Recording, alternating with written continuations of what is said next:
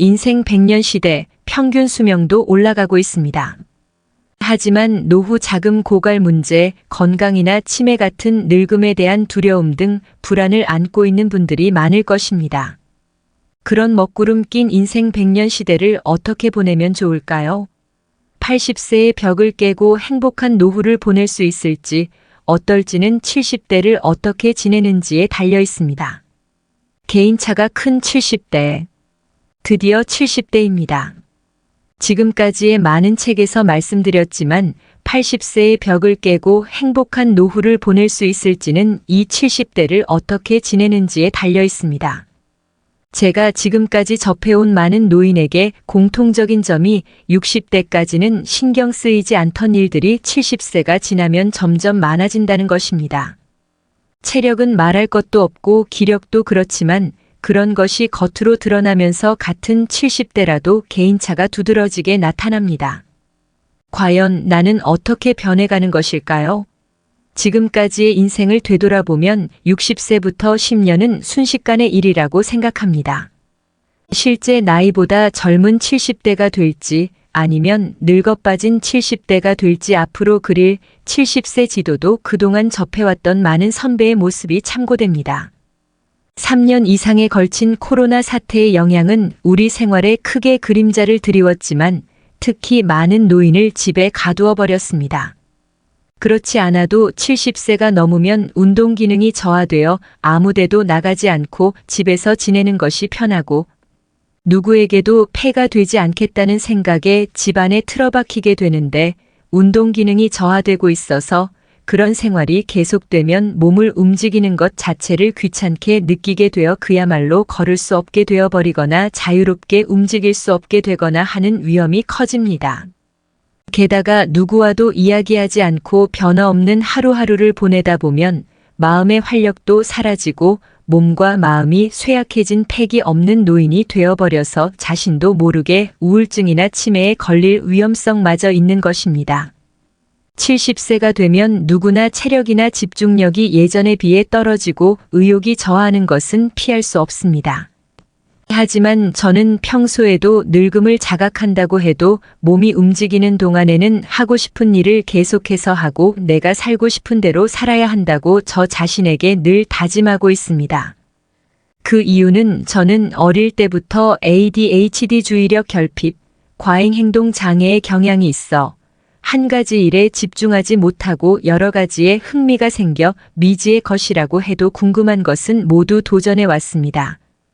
이러한 경향은 어린 시절에 그치지 않고 대학 시절에는 의대 재학 중에도 프리랜서 작가로 잡지를 중심으로 다양한 취재, 집필 활동을 했습니다. 그러한 경험이 의사로서의 지금의 일과 작가로서의 집필, 영화 감독으로서의 활동에 큰 도움이 되고 있습니다만 사생활에서도 마찬가지입니다. 다양한 것에 관해 관심은 끝이 없습니다. 그래서 저는 70대가 되어서도 가능한 한 조금이라도 관심 있는 일에는 계속 도전할 것입니다. 나이를 이유로 포기하지 않는다. 70세가 넘었다고 해서 은둔하여 그냥 늙어가기에는 아직 너무 일러요. 이제 나이가 많으니까라고 나이를 이유로 여러 가지를 포기하게 되면 80세가 됐을 때는 할 수 있는 일이 거의 없어지고 하고 싶은 의욕조차 사라지게 되겠죠. 70대는 아직 열심히 하면 중장년과 거의 다르지 않을 정도의 체력, 지적 기능을 유지할 수 있는 것입니다.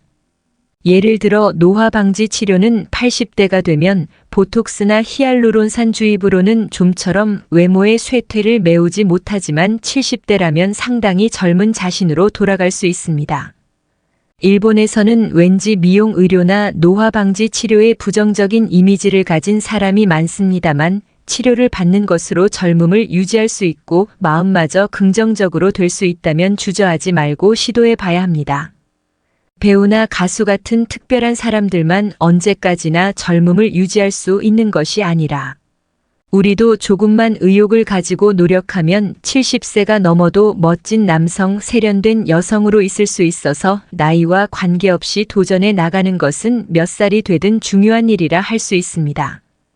지위나 직함에 집착하던 사람이 60대가 되면 생각했던 것만큼 행복하지 않다고 말씀드렸지만 지위나 직함이 있어도 행복해 보이는 사람은 있습니다. 나이가 들어도 은퇴하지 않고 자기 뜻대로 사는 사람은 행복한 삶을 살고 있는 것 같아요. 세상에서는 오랫동안 현역을 계속하고 있는 사람을 노예라고 부르기도 하지만 지위나 직함에 집착하는 사람은 확실히 노예라고 물러도 무방할 것 같습니다. 하지만 그렇지 않고 주위에서 필요로 해서 오랫동안 현역을 계속하고 있는 사람은 행복한 삶을 살고 있습니다. 일본 대학의 고문이 된 전 오릭스 회장 미야우치 요시히코 씨도 그중 한 명입니다. 현재 86세입니다만 머리도 몸도 건강하고 날카로운 의견을 가지고 있는 분이므로 주위의 사람들도 주목하는 분입니다. 제가 오랫동안 의사로서 노인을 진료하면서 느낀 점은 상대방이 멍하거나 약하다고 느끼면 의사든 간호사든 노골적이지는 않더라도 대응 방법이 무성의해질 수 있다는 것입니다. 반면 노인의 생각이 분명하고 태도도 당당하면 상대방이 존댓말을 쓰면서 대화하고 주위의 대응도 달라집니다. 미야우치 씨를 보고 있으면 자신에게 자신감을 가지고 긍정적으로 살고 있는 느낌이 전해져 옵니다. 그래서 주변에서 미야우치 씨를 여전히 의지하고 있어 현역으로 계속 활동할 수 있는 것 같아요. 지위나 직함은 그 결과의 것이지 거기에 집착하기 위해 현역을 계속하고 있는 것이 아님은 분명합니다. 제2의 인생은 70세 이후부터 좋든 나쁘든 나이를 먹어 일을 계속하다 보면 주위에서는 언제까지 할 거냐? 라고 생각할 수 있습니다. 그러나 의사의 관점에서 말하자면 자기 행복이라는 관점에서 볼 때 일을 그만두고 허우적거리는 것보다는 계속할 수 있는 한 일을 그만두지 않는 것이 좋습니다.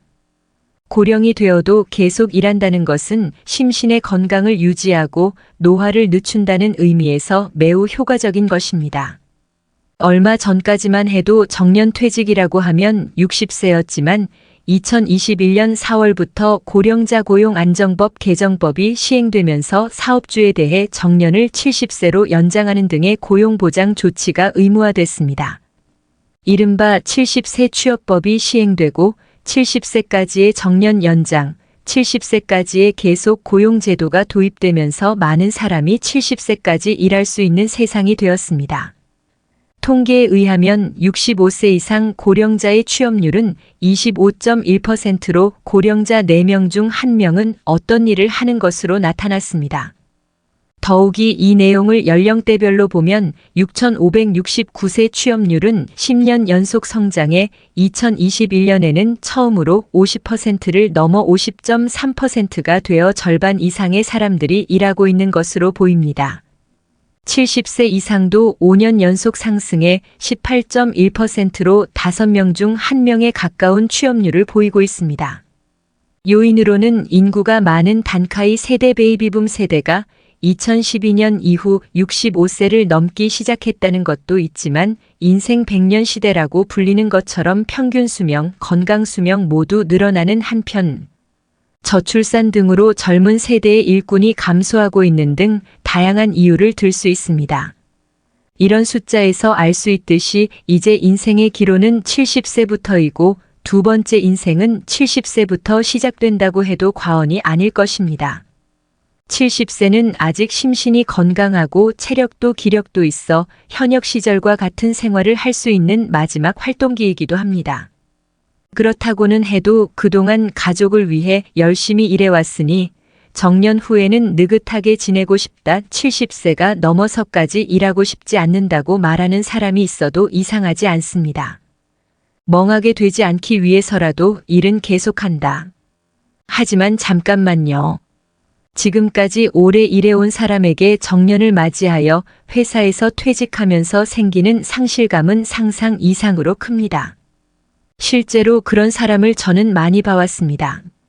마침내 직장에서 해방되었기 때문에 오늘부터 하고 싶은 대로 해 나가겠다고 콧바람을 몰아쉬어도 지금까지 수없이 말했듯이 작은 일이라도 좋아하는 것을 발견하고 어떤 일에도 흥미를 느끼고 대하지 않는 한 순식간에 하루하루가 밋밋하고 지루하게 되어버립니다.